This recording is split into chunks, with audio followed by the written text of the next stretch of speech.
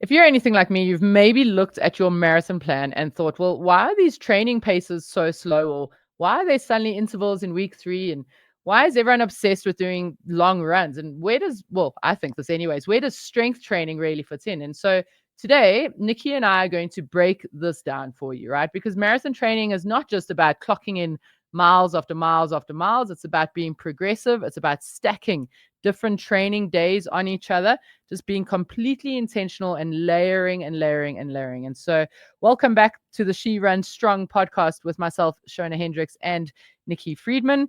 This podcast is powered by Coach Perry, which is an online run community and training platform. So, excited about this today, Nikki, because firstly, well, before we dive into how you're doing, I mean, one of the things we're seeing is that there are so many apps, there are so many things that tell you how to train for a marathon, and we're really going to break this all down today. But yeah, before we get started, how are you, Nikki? How is training? I know you've done a bit of travels and you're back into rainy and cold UK, but how are things going there? Yep, I'm great. Yeah, I have. I've been traveling a wee bit, but I have been back now for a good few weeks. And Yeah, actually, do you know what? I'm just really enjoying the structure of training. I nice. am 3 strength sessions a week and 3 runs a week, and I'm just loving it actually. And do you know when you find that sort of momentum that you're regularly training and you sort of feel it a bit better, and I'm recovering well, and it's just great. And I love traveling. I love going on holiday. It was brilliant. Dubai was fantastic. You Mm. could go running and do lots of things, but you also overeat quite a bit, this sort of stuff. But I'm loving just getting some training. I'm not loving the weather. Just the UK weather has been really hard work, and all my trainers are just a state. They're just horrible. And I need to buy a new pair or something. I don't know. Anyway, that's my training. I'm loving my training at the moment. I had a nice long run at the weekend, which I really loved. Went out with a good friend, bumped into other people all running. Everybody's running at the moment. We're into marathon season. It's just great. Mhm. So I had a really lovely run. I'm loving doing my intervals at track. I'm not doing too many. I'm just doing just the right amount, and I'm just feeling the real benefits of that. So everything is going really well. How about I love it. yourself? We're not far off two Yeah. oceans. Yeah, probably What's been just happening with your training? over 6 weeks or so. I mean, yeah, training's going well. You say about that routine and getting into that structure, and that's what we're talking about today. Mhm. I just love it when that falls into place. And one of the big changes I made from a training perspective, which is really helping, is I used to normally do my runs on a Tuesday, Thursday, Saturday, Sunday, right? And then you're training for an ultra like Two Oceans. So for those of you who don't know, Two Oceans is 56 kilometers, or so, what's that, 30 odd miles. So when you're training for that, very often it's good to do, back to back long runs, which I would then do on a Saturday and a Sunday. Given, however, that my life is busy and I like quite a social aspect to to my life, what I found has actually worked really well is I've changed my running to now go Monday, Wednesday, Friday, Saturday, as opposed to those longer runs. So I do my shorter of the long runs on the Friday and the longer one on the Saturday, as opposed to the longer one on the Saturday and the shorter one on the Sunday. So that just allows me to then, yeah, enjoy social lives on Saturday nights and sleep in on Sundays without any guilt, which has really made a big difference. So just structuring that slightly differently, which is awesome. Yeah, obviously with some strength training added in them. Yeah. So that means you're just having a really full rest day. I mean, which Yes, is I would normally have a full rest day on a Friday, normally, you can be at in my work, old you can be structure, but now it's on the Sunday. Yeah. you actually can properly rest, feet up, Feet up, yeah. and Or stay in bed, to be honest, because I love sleep as well. So yes, so that works well. And yeah, and then still interspersing that with some strength. So no, it's been a nice structural change for me because I find I'm actually just more consistent. Because whereas yes, before I'd train Tuesday, Thursday, and then Saturday, and then Sunday, I'm like, that's fine. We don't need to go out, or we've had a big Saturday night, and you don't want to go out. So there is just something about starting my week with a run on a Monday. It just, because then you've done that one run, and then because if I'd miss it on a Tuesday, then it's already Wednesday, and then you feel like you have to squeeze yeah, everything in. It's just feels so good to get one run done on a Monday. So that's a personal thing for me. Very often the way we structure our training plans on the Coach Perry platform is slightly different, but the joy of that is that it is adaptable. You can move things around, and chat to the coaches to try help you make it as adaptable for your life, Yeah, which yeah, is yeah. really the Tell, goal. So tell me, because you're not a morning person. Are you doing all these runs early morning then? I'm not a morning person, but because it's still warm here, it's I Yeah, mean, yeah, so yes, I am. I'm probably not doing them as early as I should. So the longer runs do get really hot. right. Ideally, it would be great to go and join every weekend. There's a marathon every single weekend in South Africa. It doesn't mean I run the marathon, but it means you can use the race as part of your long run. And those start at 5:30 or 6 a.m. So yeah, but no, definitely, I'm definitely still trying to go out in the mornings, yeah, where I can, just because it's cooler. Even 4 p.m. or 5 p.m., it's still too warm. But it will start cooling down now as we go into March, a little bit, All right. which makes the afternoon runs a little bit Oh, easier. But perfect. yeah, there's no midday runs. There's definitely none of that. Not in 30-degree weather. So it's 90 degrees Fahrenheit for those who are listening in the US. But Course. yes, so yeah, let's All uh right. let's let's get cracking Cool. into how to structure this. This is, again, like I say, I think we see so many apps, and people are like, train for this marathon, use this 12-week block, train for this, and we just thought about, yeah, diving in and really breaking it down as to what you need to look out for, what you should look to each have in different phases, and so on. And so, but Nikki, maybe if you don't mind, if I can just start, I think one of the things Sure. that's really important before we dive into each of the different phases and what that's like is, one of the things that I think is really important when we're talking about structuring training and building a plan is looking at your principles. So what do you believe in? How do you believe you should train? And a couple of things that I like, as human beings, I think we love an acronym, right? And one of the Yes. things that we learned at varsity or when we were studying sports science is it's called the FIT principle. So these 4 aspects that you really need to focus on, and you can adapt depending on what you're training for. So those 4 things. So fit, so F for frequency, I for intensity, the first T is for time, and the second T is for type. And so just breaking those down quite quickly, frequency, how often are you training in the week? Um, for us, from a running perspective, we've harped on and on around perhaps 4 times a week. For marathon training, yes, I think that tends to be the general go to. Obviously, we do have athletes that maybe are running 5 to 6 times a week if they are slightly faster. But I've also had athletes that I've worked with where we've gone 3 times a week. So that frequency is really important. The intensity comes down to what paces you're looking at, right? Or intensity that you're working at. And we're going to dive into Mhm. a lot of that in a bit. So I don't want to talk around that. Time, obviously, how much time you are training for, and then the type, right? Sure. So of course, we're talking running. But this is important because we'll add in aspects of strength and cross training. So the different types. And you and I were just chatting offline a little bit as well. And the key thing here and why I like these principles is, okay, we believe that, we believe in the 80-20 principle of when we're talking around intensity and pace. And so when we're talking around our intensity, just keep coming back to that. Don't, if you are now doing, perhaps less than 80 or more than, sorry, less than 80% of your work as easy and more as a high intensity, and suddenly doing 3 threshold runs a week, that doesn't fit into the principle of how we work. So we Yeah. adjust it, or the type of training you're doing. If you're in marathon training and now all of a sudden want to go and do a high rocks competition, Oh, does that fit into the yeah. principles? And so yeah, I just wanted to start with that because that's really how we manipulate things Yep. Yep. Yep. depending on what you're training for. If you're training for a 5K, we will manipulate the intensity and the frequency perhaps, and the time, Mhm. definitely the time more. So yeah, so sorry, I just wanted to throw that in Yeah. before we Really before we go important, to actually, and just always to keep that so fit. Keep that in mind as we talk through this today. So the big picture, a marathon block. So what we're assuming is that people are looking at, and often people do talk about marathon blocks as in 12 weeks, but probably mm, 16 weeks or 20 weeks mm, is probably ideal. And that goes back to your training principle of frequency and yes. just getting a bit of routine of running in before you actually start the 12-week block would be absolutely lovely in this. But let's just like assume that we're just talking about a 12-week block for the basis of this particular Mm, pod. I think is probably easiest. And let's assume as well that most people who are listening to this are probably on the beginnerish side of marathons, and they're not advanced in marathon running necessarily. But the principles would still be there. They would just maybe bring in more intensity if they were advanced. Motivation of just why you're running and what you're running for and stuff often helps as well. And then just about your base. So let's assume Yeah. you've got a little base, you've been running for a little bit, and you've set some um, running endurance across a few weeks before we start.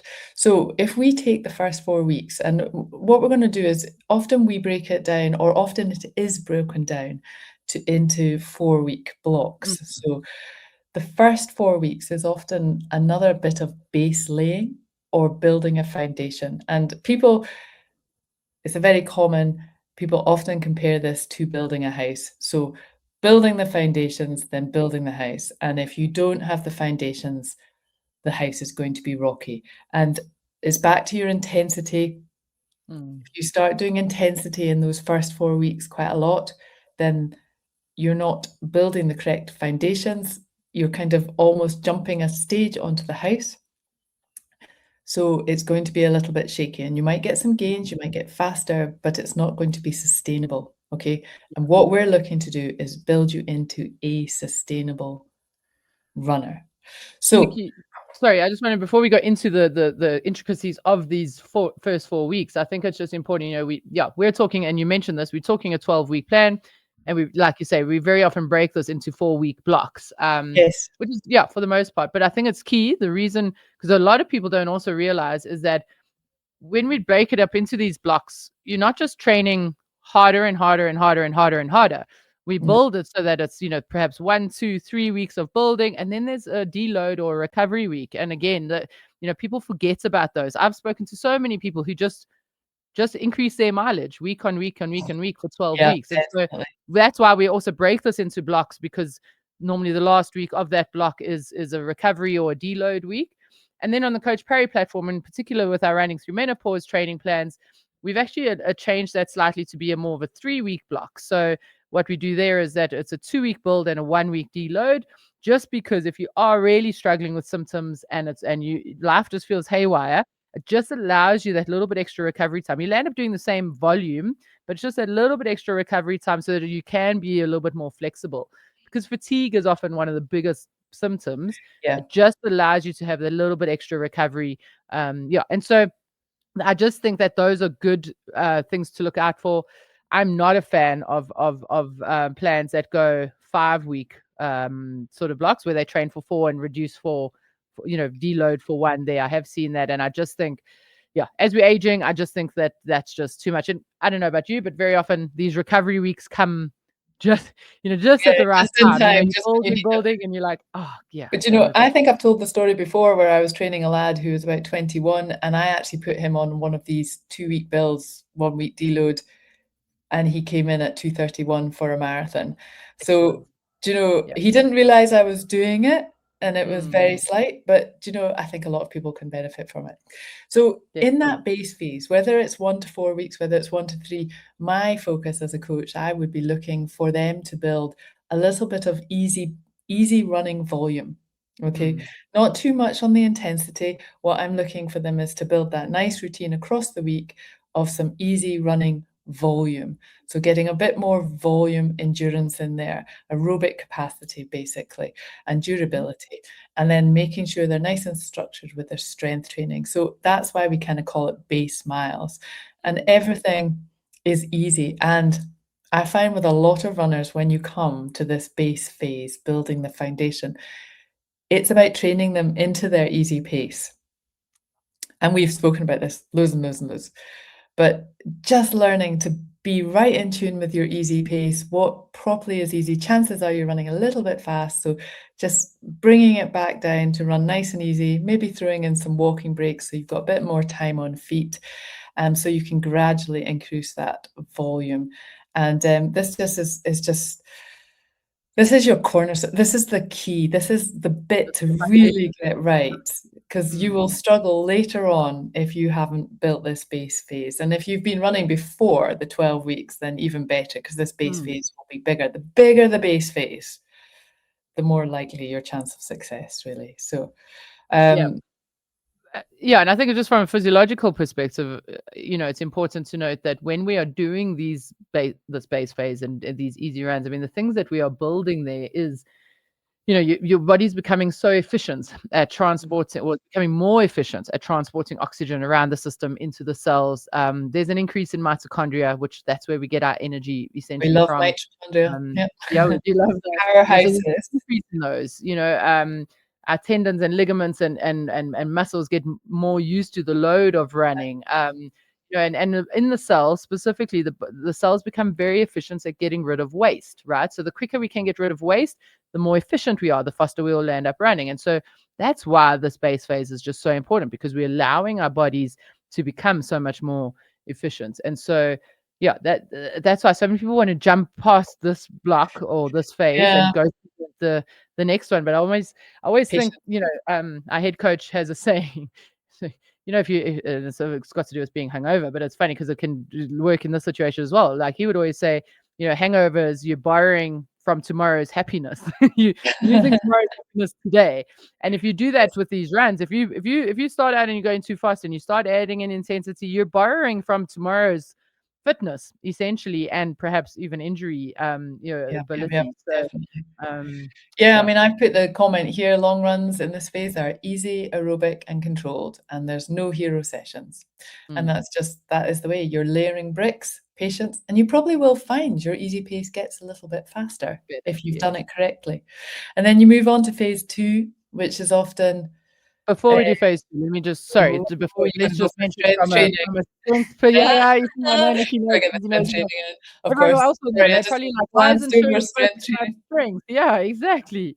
Yeah, so I mean, the same thing here, same principle again, okay? So your strength training is your non-negotiable, but in this phase, we are building, right? We're building our foundation, Yep, we're yep, building yep. our base. And so here you're doing stuff where a little bit more sort of, I want to say, bigger muscle groups, where we're focusing on perhaps more posterior chain, a little bit of the prime movers, so quads, hamstrings, glutes. We really want to make sure that we are getting that base, so that as we're increasing that mileage, you're getting nice and strong for it. So so in this phase, I would say strength training is quite a big focus, with that Yes. increase in volume. And as you'll see, we do bring that down a bit. But yes, sorry, Nikki, on Everything. to And phase in that 2. first 4 weeks, after that first 3 or 4 weeks, depending on how you're sort of rolling with the sort of build and deloads, I quite like it, calling them adaptation weeks as opposed to deloads. Sometimes I that like works. that. Yes, yes, Yeah. yes. And you will just feel like you're turning into a bit of a running machine, and which is what we're looking for. So as we go into the second phase, this is kind of building your house now on the foundations that you've built. We can bring in some intense intensity now, and that really depends on what type of runner you are. So if you're very, very new, and maybe you've kind of come to a marathon really not having done much running, then I probably wouldn't add in too much intensity going forward. If you have got a good amount of history, a couple of years of running, then you could maybe be a little bit more advanced with your intensity here. But still, it's important. The easy runs, the volume of easy endurance runs are still really, really important here. But you could start to add in something like maybe just, it depends. I never quite want to commit to this, but maybe sort of Yes. 800-meter reps, 4 or 5 of those perhaps, or sometimes mile reps, depending on how fast you are. And this is why I often schedule everything for time, because I Yes. prefer, actually, it's better because when you put 1 mile reps, some people might be doing those in 10 minutes and other Exactly. people might be doing those in 6 minutes. But if you schedule reps in, say, 4 minutes, and then it's 3 by 4 minutes, then that's kind of, everybody's doing that, and it's just a little bit better for you. So scheduling by time is often better. Mhm. And this will just help improve your running economy a little bit. This will build a little bit of speed endurance, and it will just like take you up the next level ever so slightly. So and again, it depends what kind of runner, because some people thrive off doing a bit more interval work a little bit faster, whereas I find a couple of athletes don't really enjoy that at all. So I tend to take it into just doing some light tempo work with them more, what I'd phrase as more steady running. And that could just be just like 10 to 20 minutes of steady running, maybe up to 40 minutes, just of steadier running that they just prefer, just broken up a little bit more. So it's quite athlete dependent. Now, in the running Through menopause, yeah. plans we've got in the Mm. Coach Parry platform, what is it we've got there for folks? If you want to recover from sessions faster, not feel tired all the time, run pain and injury free, and improve your endurance, then be sure to join me in my upcoming training specifically for female runners over the age of 45. In it, I'll share with you my simple 5-step framework that'll transform your running. Simply scan the QR code on screen now or click on the link in the description to save your seats in the training now. We look forward to seeing you there.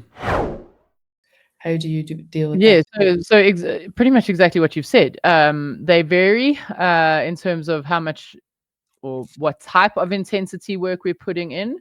But yeah, for marathon specifically, we've focused a little bit more on perhaps more the beginner plans. We just introduce some high intensity work. So first up, but then as we sort of get to this phase, we are looking a little bit more at the tempo or that sort of threshold work.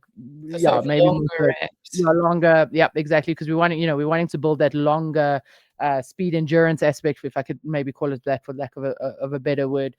So that's really the focus here. But again, just going back to the principles remains the same. So just because we've gone into this phase while we are still increasing some volume, And and the we've long also runs will be getting quite long now. yes, exactly. Longer runs are getting longer. But again, we're not just increasing intensity here by going, cool, now we're doing two tempo runs a week and increasing our volume. We are very specific around how we have introduced that intensity work and combined it with the easy long runs. Again, just trying to stick more to that 80-20. And again, it's not completely 80-20, right? I've had people come and go, Shona, I added it all up and I worked it out and it's not 80-20. And I'm like, yes, but again, that'll vary on the person, it'll vary on the age, it'll vary on the ability. As long as that principle might be 90-10, it I might was not. gonna So say beginners again, maybe. yeah, and very often those intensity sessions, I don't just take the running that you're running at hard as the percentage. I take it as the session, right? So again, yeah, I know there's lots of type A people out there who really want to be specific about this. But yeah, I think that's just important. We're bringing this in, we're introducing it. And one of the key aspects, and I actually didn't mention this, but at Coach Parry, one of our principles is, and we did this when we spoke to Dr. Nikki Key. Nikki which was a phenomenal episode, is around introducing minimal dose response. Okay, so more is not always better when it comes to introducing in the interval stuff in this phase, right? So what is the minimal amount of intensity work we can give you that's going to elicit a response, but not, because you don't want to do too much and get injured. So we just sort of introduce it slowly, and we elicit a stimulus so that we have a response. But again, it's around training smart. Because one of the things we haven't the recovery again, we get that benefit when we are recovering. So more isn't always better. And this is where I think a lot in this phase is where a lot of our athletes start picking up niggles and injuries and so on. It's Very because tricky phase. too much of that intensity, because Yeah. the volume of the easy stuff is also increasing. So yeah. Mm. So again, just come back to those principles all the time. That Yeah. more isn't always necessarily better in this phase. I think this is a hard phase. You're gonna be tired. You're going to be tired, yeah. Yeah, and I think you have to ring fence your long run and just make sure that that takes priority in the week. You need to look ahead of the week and plan, and then the intensity comes alongside with that. But you need to, if you're going to drop a session, then drop the intensity session that week. If you're feeling too tired, and just replace with an easy sort of 30 to 40-minute run, and always default back to an easy run. It's all very well if you have a plan and you have one session on a Tuesday, Wednesday, and then a long run at the weekend, but you're just coming into that week just exhausted. Sort of, what can you do? What's going to benefit you the most? Probably keeping that long run in at the weekend, but running a few easier miles during the week so that you can get a really good quality weekend of training in. And just making sure you keep on top of the tiredness and not building fatigue. You want to build, yeah. So you're not building fatigue, you're wanting to build your fitness. And it is tough, this section. There's no question. This is your tough section. You will feel like you're running all the time. Your life is rotated around marathon training and you're just quite exhausted. And strength training is Yeah. ongoing. Don't want to forget that. Ongoing, maintaining that. Perhaps you could start moving towards a slightly lighter load. So in terms of what you the weights that you use, you can perhaps start doing that. Just depends on the type of strength you've done before and your experience there. I have, with really experienced athletes, started to introduce, well, that's actually in the next phase, started to introduce a bit more like plyometric types work. But again, I don't want to commit to that just because, yeah, I'd Yeah, rather, yeah, it's really dependent on the experience with using strength. But again, just maintaining it through this. Yeah, if you are committed to strength training in this phase and you are really tired, yeah, if you've been doing 2 to 3 strength sessions a week and you feel you're really tired, I would be okay with you dropping a strength session here, just to really maintain that running and recovery. But just yeah, keep the consistency, at least keep the one going through there. But yeah. again, that's just based on if you are getting tired. Yeah. Or even if you do strength at home, maybe just do 70% of both of the, so at least you're keeping Yeah. that rhythm Still keep going. the frequency. Yeah, you're right. Yeah, This that's is the also beauty, I think, mm, of, when you use Coach Parry, we have the forum that you can come in and you can speak to the coaches, or if you have a one-to-one coach as well, that you just get that sort of level of mm, what you need at that time, and someone else to give you the idea and opinions of what you're actually needing, because it mm, does get tough around this stage. And I think some people go a little bit mad at this particular point. Um, absolutely. there's no question it is hard, and the long runs do take it out of you. Yeah, But don't be afraid to add in walking breaks as well, because it's all good to keep absolutely. on feet as well. So that will do a 3-week build maybe, or a 2-week build, and then a deload week, and then you'll probably hit kind of more into your phase 3, which is your final phase, which will likely have a really big volume week, or maybe Yeah. perhaps two, where you'll do probably your longest run of the whole marathon session. And you will be tired, and then you will go into a taper, and will hopefully just bring you gradually down in running volume, ready to be fresh for marathon day. So by this stage, you might have some niggles, you might have, I don't know, fatigue accumulated. So now you can hopefully your confidence is built, but if you are sort of feeling wobbly, then this is a time to sort of really hone in, get a bit of extra rest. For me, I quite often like to do my big running week, get the sort of max, the long run done, and then I often take quite a good few days off. Mm, I know some people kind of like to just, the next week is just a reduced week, but I actually like to actually have quite a rest after that week, and then I have a bit more of a build week, and then so it's almost like a bit of a yeah. triangle taper, as opposed to the gradual line that just decreases. Mm, So I just find that I'm often so tired after that last big week that I yeah. just I need to rest.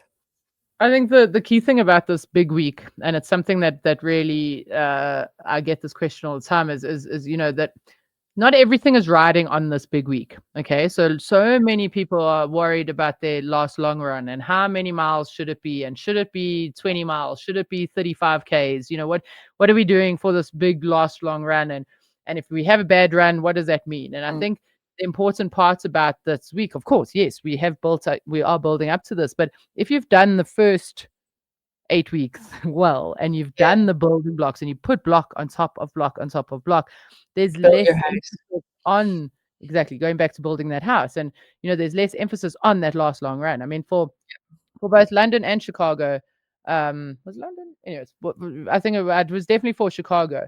My last long run, both of those were diabolical in different ways. I mean, I remember my last long run before Chicago. It was hot, and I struggled. I didn't run well, and so I was like, oh man, going into Chicago not feeling great. But Mm. the consistency of what I've done. It's never about the one last run. And I actually been saying this a lot lately because it's comrade season in South Yeah. Africa. But that last long run isn't going to make your race, but it can very, very easily break your Break race it. as well.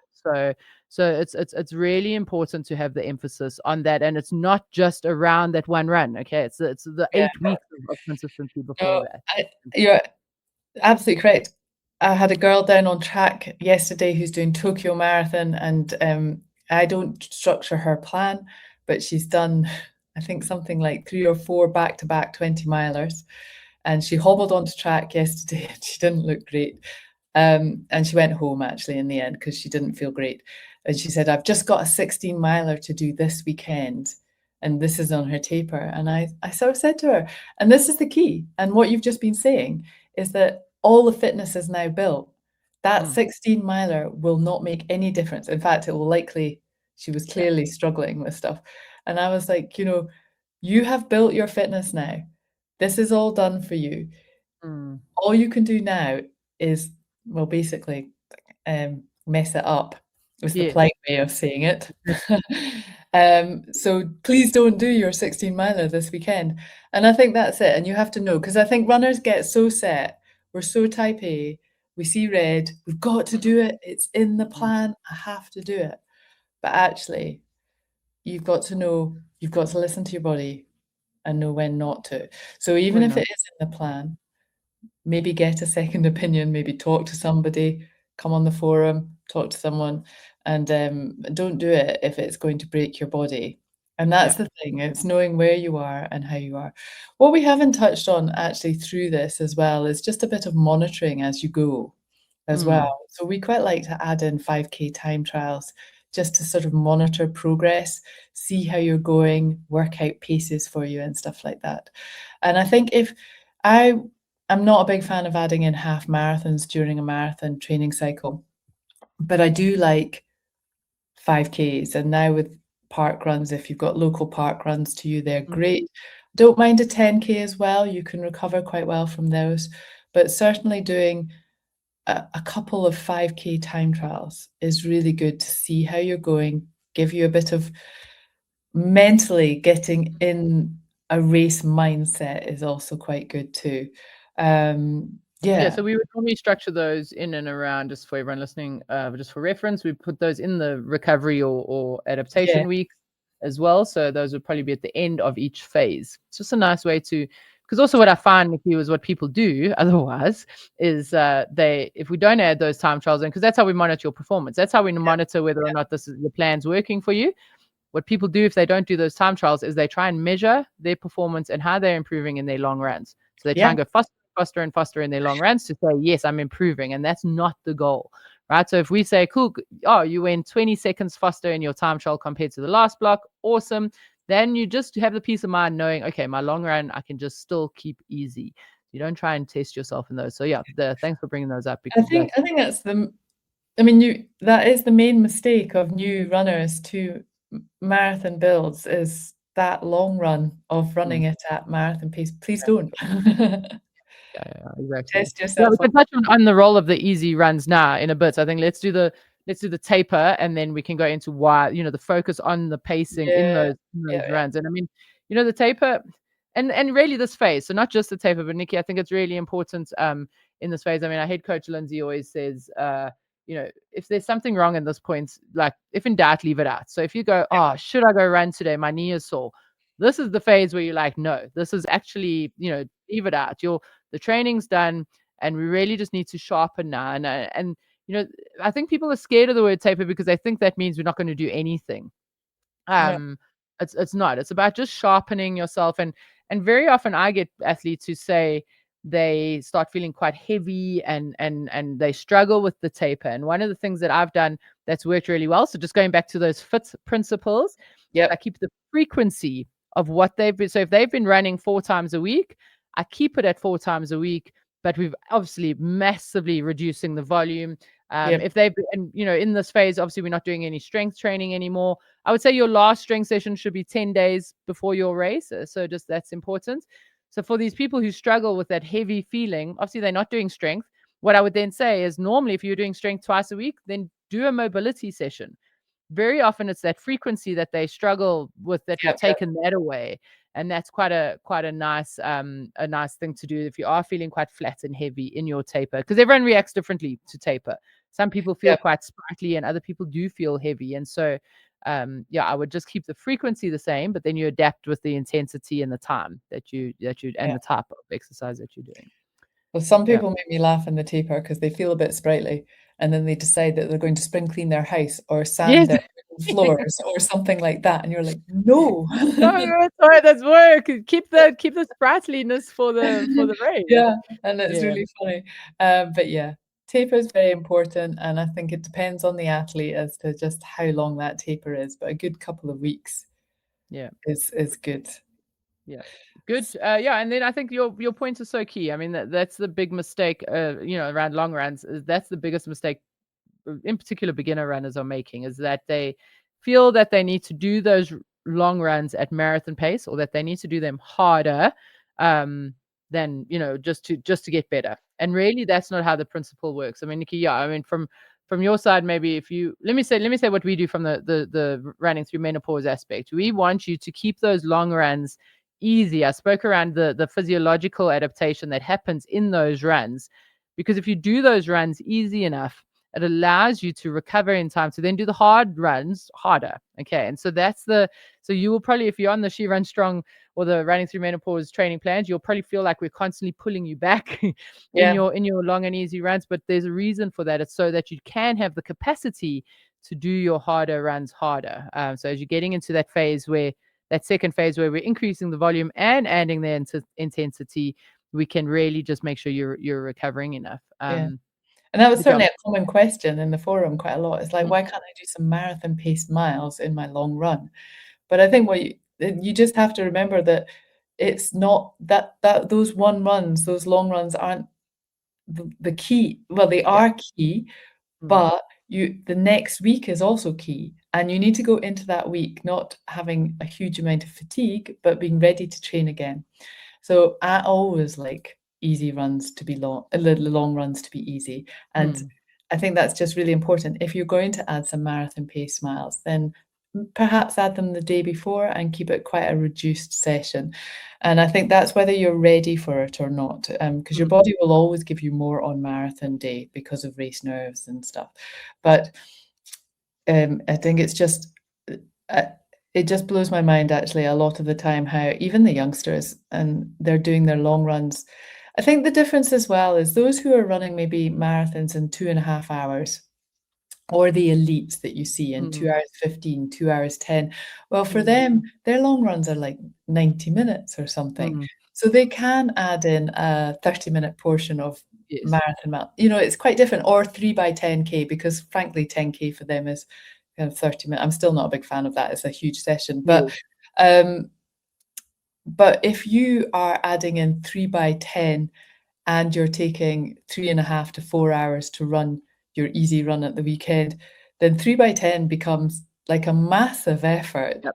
and you're Absolutely. just going to go so I mean, I'm doing a really extreme example Mm, there, but I think that is the number one mistake of first time runners into marathons is just running those easy long runs too far too hard.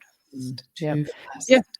And then as you say, you just get more and more tired for the rest of your session. So yeah, we've just seen really, really good results with people really honing in on that pace, and then intensity of their easy and long run paces or runs.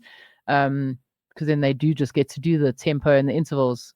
They've Yeah. just got more capacity for it. And so, one of the words I used at the beginning, or that perhaps you used, Nikki, so I can't actually remember, sorry, is intentional, right? And so Yes.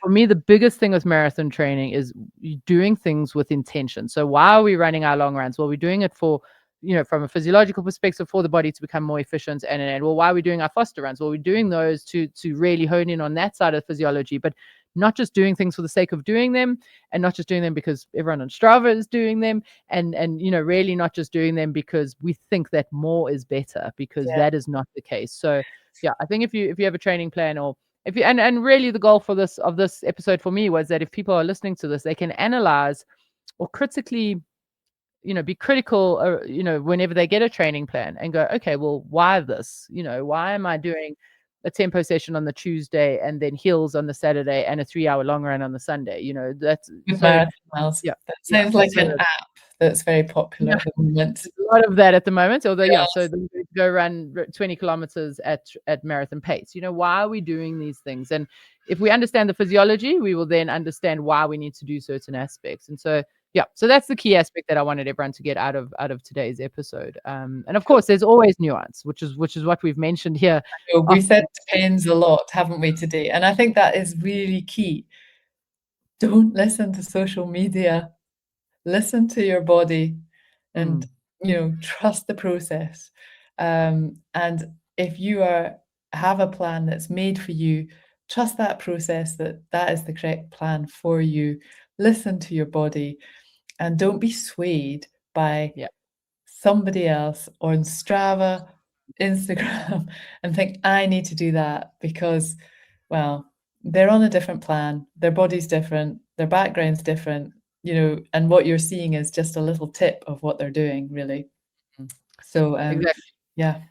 Then, so I know we're coming to the end of this, but for me, the next aspects, and maybe that's our next deep dive, is you can do all this training right, but then how you run it on race day is important. So I'm not even, how you pace that race on races. So pacing is important. So we That's obviously a good want you one. to feel strong. We want you to come through this marathon training plan not shattered. We want you to feel strong. We want you to get to your race strong. And so obviously that is a whole different discussion. So I think we might Yep. actually look to do that for one of our next ones. Yeah. But yeah, all of Sounds this is really the structure of how you go through this marathon plan. Getting the biggest goal is to get to your race injury free and as fresh as possible. So that's Yep. what we wanted to really focus Health on and for well. today. Yep. But yes, all We're right. rooting for you. Good. Well, that was good. Excellent. Thank you so much. If you got value from this, please share it with your friends. If you are watching it on YouTube, please like and subscribe. I mean, as we've mentioned before, the channel has moved from our other She Runs Strong channel. So please just like and subscribe and share it with your friends and your running clubs and all the rest. Yeah, and we really love hearing from you as well. So if you are watching on YouTube, just pop a comment below. There is also a link in the show notes that if you have any questions, please send those in as well. But yeah, Nikki, thank you so much for your time. And yeah, thanks everyone for listening. All right. We'll see you all next week. Bye.